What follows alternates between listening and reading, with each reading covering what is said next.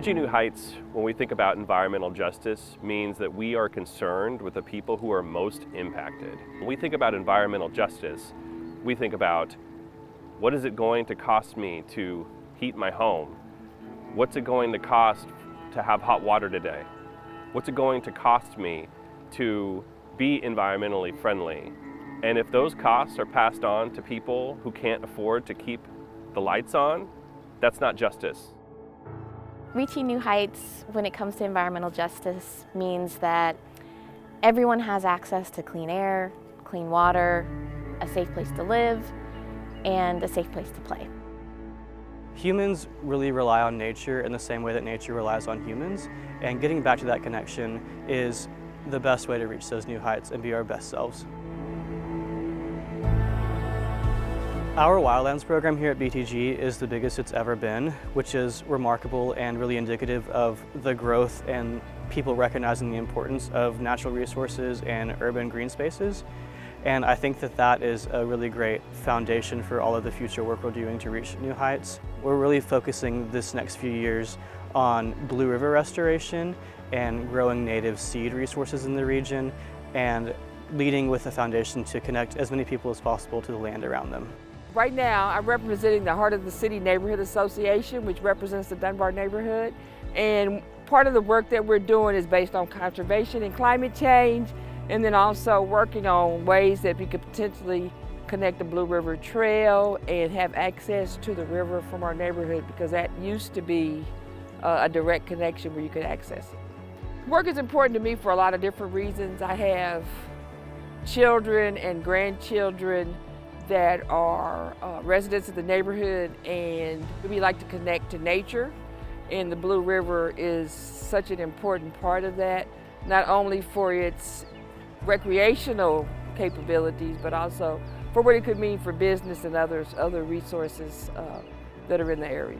So one of the programs that I am really excited about at Bridging the Gap is a program where we help people in their homes fix up their homes so that they can afford their utilities in a much more reasonable way. So we're looking at ways to improve their water efficiency and energy efficiency so that their monthly bills go down.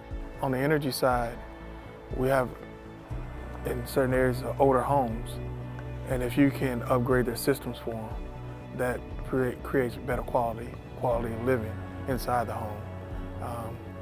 If you have folks don't understand leaks cause mold, but if you can keep the leaks down, that decreases your water bill, and the air quality itself will be much better. Here in the Crossroads, it's like the lowest tree canopy space in our city. It's only at 2%, whereas other parts of the city have as much as like 30 or 40% canopy cover. You know, there's something called the urban heat island effect, which is basically when we're in these spaces with lots of pavement, lots of buildings that are kind of reflecting that heat back, it can get up to 20 degrees hotter in the summertime. You can see we have these little tree cutouts. A lot of these were not here a couple of years ago, so we've really collaborated with a lot of partners throughout the city in the Crossroads and with like Spire and folks like that to help kind of come in and cut out these tree wells and build that infrastructure in so that we can come plant these trees. Bridging the Gap really grew out of a need for recycling, and the recycling centers that we provide across the community provide a service for those that don't have direct access to recycling and help us keep harmful materials out of the landfill. The work of Bridging the Gap is focused on a future where we can all thrive, a future that's more sustainable for our children, not 50 years in advance, but 100 years in advance. If we planted a tree today, I would hope that by the time it's fully grown, that we have made investments in our community so that it's more resilient to the extreme weather that we're starting to see, and that we are able to come together in community even more than we are today. In Kansas City and cities all over the United States, there have definitely been disparities in what parts of town get invested in with green infrastructure. And that is something that Heartland Tree Alliance tries to be really mindful of, and making sure that we're providing services all over the cities.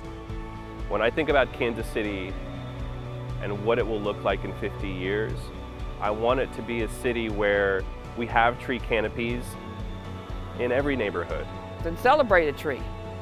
Used to be people would plant a tree because it was on their land, and then it would be a landmark for future generations, and I think we really need to get back to that in our neighborhoods.